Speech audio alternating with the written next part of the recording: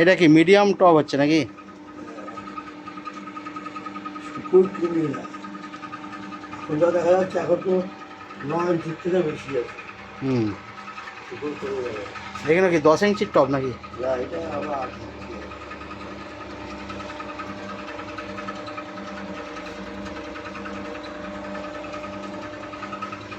তোমরা ওই চায়ের ভাঁড় বানাও না? হ্যাঁ? চায়ের ভাঁড়? না।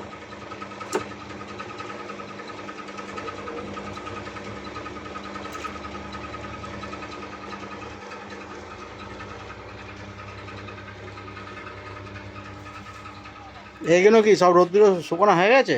হ্যাঁ? রোদ্দুরে সব শুকনো হয়ে গেছে এগুলো? না, এ তো কাঁথা, কালকে বানাবো। এ পোড়াবে নাকি? এরপর তুই নিয়ে যাবো।